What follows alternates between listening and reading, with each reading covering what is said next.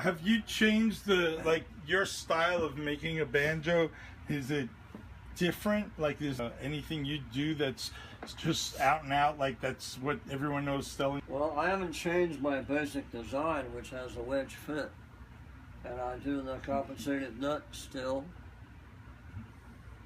The only thing I've done is tried to make it a little bit lighter, and then changing to the Tony Pass rim, which is very expensive, but it's real consistent. Do you play in, you do play, I've heard you on the Sirius. Oh, yeah. Sirius, do you still play around? You have your own band? I don't have a band anymore. That's but you did, yeah, because I've heard you on Sirius. I do have a couple of CDs out. Well, there's an album that Rebel put out for me called the Stelling Banjo Anthology. Oh, and that gets played a lot on Sirius. Yeah. And Rebel sends me a royalty check every now and then. Oh, well, that's cool. Nice. And that's probably the only reason you heard me, because I have 2 tunes on that. No. Riding and Stelling and Home Sweet Home. So what do you think? Sounds great. One thing I didn't check was to see if your rim rods have loosened up in the last 4 years. They normally do as the wood shrinks and everything. What do you recommend to people as far as so this kind of thing doesn't happen? It just happens. It's going to happen? Check it a couple of times a year. Yeah. It's kind of like having your car tuned up every 6 months or every year. Things change, things wear out. And where's the serial number? 6759. Yeah, it's in here somewhere. It's probably a few pages back. Yeah. Is your family in the business now? You have No, I don't. The Gray Fox 2011. There it is. 6759. 6759. 7311. Yep. 12-1. Yep.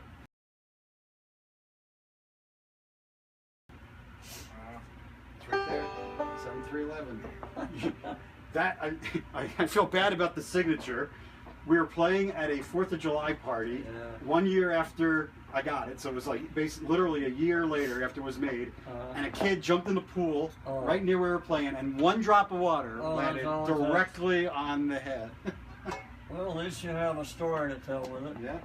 Yeah, I would put semi-chrome on that if you want to brighten that up. See if I have some. No, I got some somewhere. Hate to disturb all that stuff over there. It might lose. So here it is. Comes from Germany. And before you completely go to, your tarnish is worn out the nickel, this will save it. Or at least bring it back somewhat. Once it starts turning really dark and rough, you've gone through the nickel. But you still have something left. Is that? Do you have a little bit of a rattle too in the? Is that able to be tightened? I was never able to really tighten that. What you do is you lift it up just slightly off the head, off the tension hook. Oh, okay. Otherwise, you have to put something underneath there to stop that.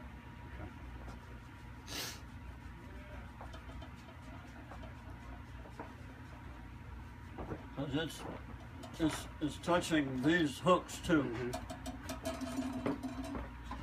The only way to fix that would be to bend it out, and I don't think I want to do that. Well, that looks a lot better. Sure does. Now, if you did that to the whole thing, it would look like new. And I'll let you do that. I can do that. And if you catch it early, you'll bring it back to its original shine. If you let it go for years and years, then you never get that shine back. I'll show you a banjo where it was sitting in the case for 15 years. This is what happens. It's like, feel that. Oh yeah. And look at it. Really rough. There's no way to shine that. Mm-hmm. It's dead. Look at that tailpiece. Wow. So what I'm doing is I'm going to trade him all these worthless parts for some used parts that look like new compared to that. Do you have anything else you could show us that would be really cool to see? Well, a couple of finished banjos over against the wall. The only ones in the shop that are finished. These three. Do you do the inlay of the resonators too? Well, that's an overlay. The original first one of them was inlaid, but we wanted it to kind of stand out. That's an inlay. Mm-hmm. We do all that. And you do that. Yeah. You do that right here too. Yeah. That's beautiful. That's really beautiful. You have a few different models of the banjos that you do. There are about 10. 10. Are they? Is it pretty much? Is it finish that's different, or are there core components that are really different also in the? It's the inlay. Yeah. And the trim and the wood. But the tone ring and the rim and the, yeah. See this is curly walnut. Mm-hmm. The staghorn has the most. Well, the Master's Cross and Staghorn have the fanciest wood. There's a Staghorn. But is the tone pretty similar then between all the models? Yeah, these are all made out of walnut, so they should all sound pretty much the same if you're set up. It's just the finish. It's just the inlay and the different the way the neck is designed. The way the neck is designed. The neck shape is the exact same shape on every one of them. Right. The trim on the side may vary from model to model. Like this has got a little purfling like that on the side. The Staghorn has abalone trim on the side.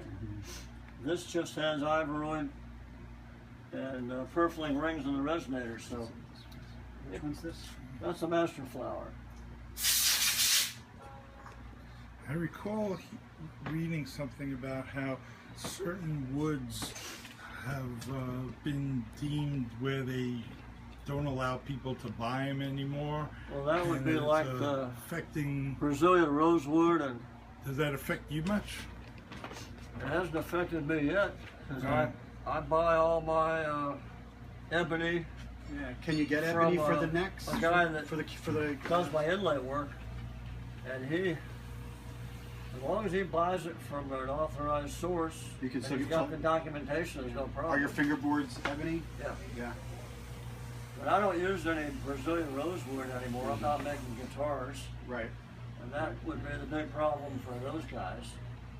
Do you make anything besides banjo? I thought Well, we've made mandolins. We made about 150 mandolins, and there are 101 guitars with my name on them. Geoff Huss and Mark Dalton, who used to work for me, make the guitars. Oh yeah. They're in business And together. then they're right? in The business Hudson for one. themselves. Yeah.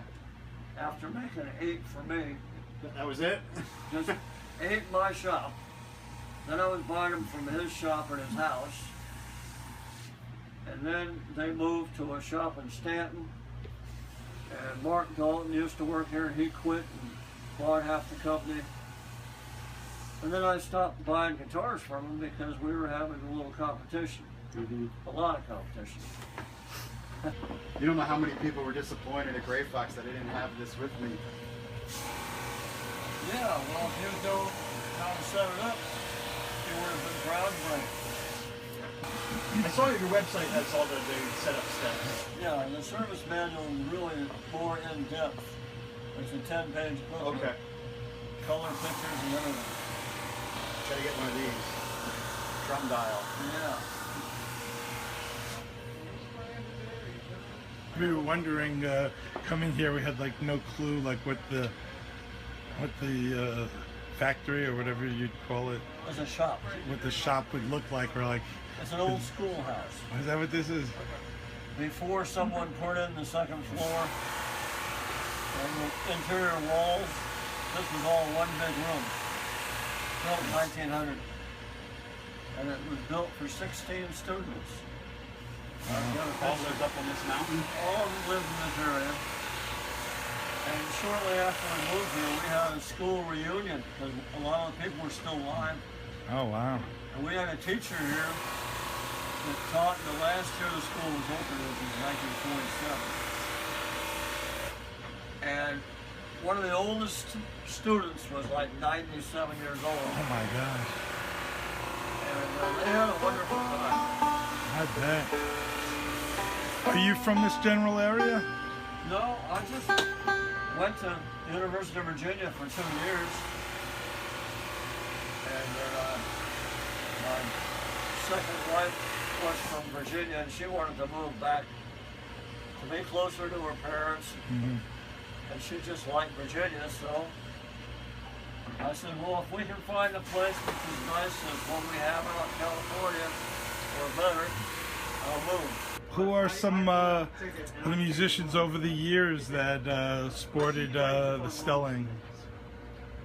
Well, some of the most famous were Ralph Stanley, Wow. Sonny Osborne, Little Roy Lewis, Wow. Chris Warner played with Jimmy Martin, so did Alan Mundy, Tom Adams. A lot of Jimmy Martin's banjo players had my banjo. Wow. Larry Wallace was another one in Linwood, Lunsford.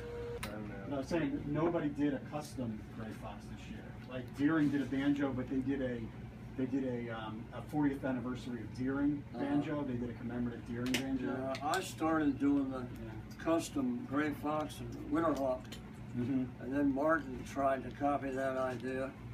But their inlay work was nowhere near as detailed as This this. is just beautiful. I mean, I get compliments everywhere I go. The Winterhawk was even more artistic because it had a lot of engraving on it. Well, we had a Gray Fox going out every year up until this last year. We didn't do one. We didn't do one for, We didn't do one last year or this year, right? I believe I did one last year, and that was the last one I did. Okay. I think David cut the inlay on that. Yeah. I can tell you by looking at my serial number. The last Gray Fox was made last June of 2014. So this was the first year without. Yeah. First year since 93, I think. I did it for 21 years. Wow. So we had Winterhawk ones too. Yeah. Counting the Winterhawk. Yeah. Well, you want to go over to the office? Yeah, That'd definitely. be great. He's on this thing. He plays cross-eyed fiddler and he plays mandolin on all these things. That was a 46 Ford pickup I had. I drove it to Hugo, Oklahoma for a festival there. And there was a girl in the audience who was sketching, and she sketched my truck, my camper. And that's here. And then gave me the drawing, and I put it on my album cover. That's awesome. Let me see that guy. Put that up here. So. Hey, this is the full-size version. Oh, that is cool. Oh, the vinyl. Yeah, this is the real thing. There's Tom up in the back of the pickup. Oh, okay. That's him. Yeah, way up there. See, we took all the artwork off of the original. Mm-hmm. That looks nice on there. That is nice. Beautiful. Yeah. Wow. Good old days of vinyl. See what other goodies we have. T-shirts and hats. I have the yellow hat. Oh, the mustard. Yeah. This one here. This one here. Yeah, that's one of our most popular colors. I like it. Maybe it's because people like mustard. These have one side of artwork, and they're $10. let's see that These over are there, two-sided, and they're $15. And we're basically not making any of this stuff anymore. I mean, we're running out of stock, and if we do run out, I don't know if we're going to replace it or not.